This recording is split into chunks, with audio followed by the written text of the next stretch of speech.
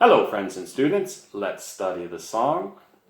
Okay, in this video I will show you the best, most easy and accurate way to play this piece of music. Let's begin by allowing me to demonstrate while counting. I'm going to count and play at the same time. 3, 4, 1, 2, 3, 4, 1, 2, 3, 4. Okay, now I'm going to show you how to play that one measure figure. To begin, let's put our second finger on the fourth string at the second fret. We'll refer to these notes relative to the capo. Let's say it's an E. All right, then you hammer from fret 2 to fret 3. That's E, F, from finger 2 to finger 3. Now after having done the hammer, retain the hammer, but move to the bar, here, the bar, on string 1 and 2. Play those notes together with I and M, which we will say index and middle. So you have the bar and you're plucking with the right hand. All right, now I want to clarify some vocabulary. So in the left hand, or let's say the fingerboard hand, we will say 1, 2, 3, and 4. This is finger 1, 2, 3, and 4. In the right hand, we will say thumb, index, middle, and ring, or P, I, M, and A. This is to offer clarity and to make communication easy. It's not my system. It's pretty widely accepted to speak in these vocabulary.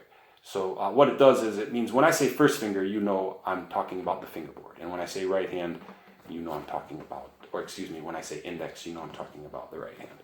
So I understand students have not learned this distinction yet, but it's a little bit odd and concerning that professional teachers with over 400,000 subscribers on YouTube have not gleaned this information yet. So my viewers and students will have this advantage. All right, so you've hammered, you've made the bar. Now return to the fourth string with your thumb and play that F note again at the third fret. So we have hammer, bar, bass. Hammer, bar, bass. After the last final bass note, add your fourth finger, that's not your pinky, it's your fourth finger, to the first string at the third fret. You're going to play that dyad again, meaning two notes together, the first string and, the second string and first string together with index and middle, but you pull the pinky off so that we hear the G fall to an F. So we had hammer, bar, bass, pull off. Now there's a position change. You go up to fret 5 with the fourth finger on the first string and fret 5 on the third string at fret 5. Okay, that was finger 3 on the third string at fret 5. Play those two notes together. I'm using the thumb in the right hand and the middle finger to play them together. It's interesting because last week some popular YouTuber made a video showing to play it incorrectly with these two notes, let's say a D and an A, and I mentioned to him it's E and A, and when he uploaded his video this week, he had made the correction. So don't worry guys, I got your back even if you don't watch my channel. Okay. So after that upper voice there, I believe we will call these sixes, right? Yeah, dyad pair is a 6. Move back to your bass note, and then the pull off again. So we have hammer, bar, bass, pull off, dyad, or up here at the 5th position, back to the bass and the pull off.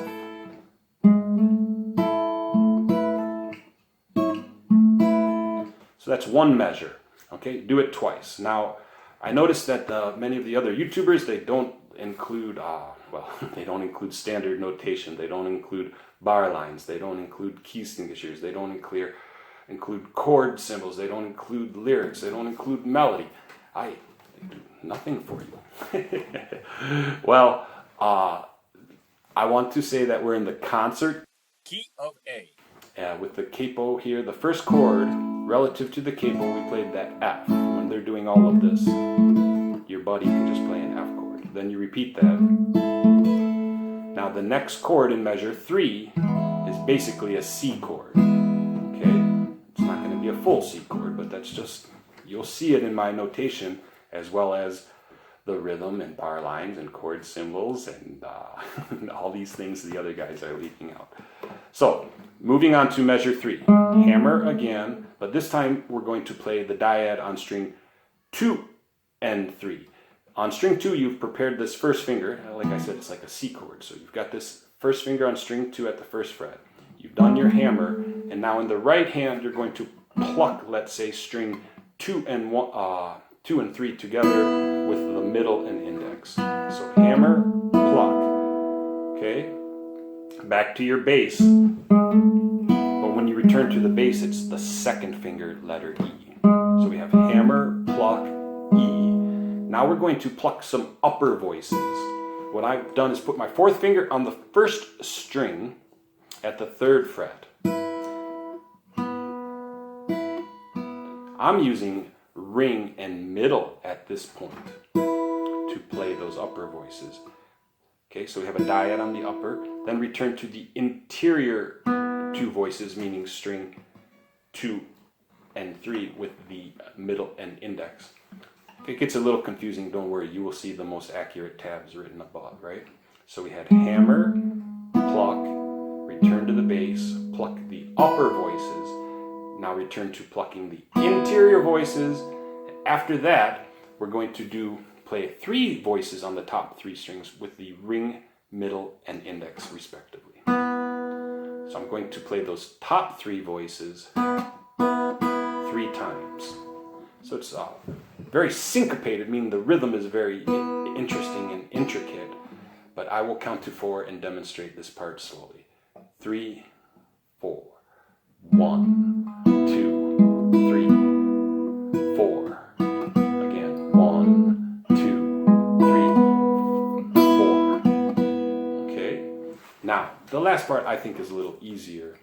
Here, this chord is kind of like a power chord. You put your first finger at the 5th string at the 1st fret, 3rd finger on the 4th string at the 3rd fret, and you play the simple picking pattern of string 5, 4, 3, then back to 4 and back to 3. So it's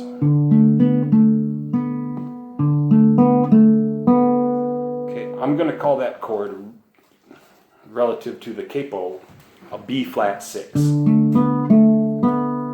Okay, next chord is, excuse me, it's the same picking pattern, but it's a C suspended. Let's see.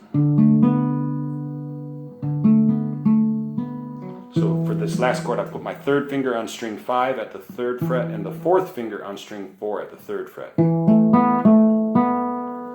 Okay. The last 2 chords, B flat 6 and C sus, are different chords, but the picking pattern is the same. Okay, so let's see if I can put this together for you in slow motion. 3, 4.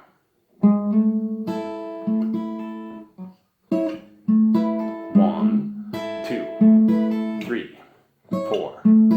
1, 2, 3, 4. 1,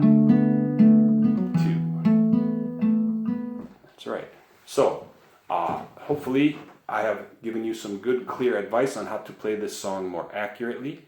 I want to mention that you notice I didn't do any tapping. I noticed some other instructors are showing you this tapping. That's not happening in the part that we are playing. I think they're confusing a background guitar part that is playing a tappado.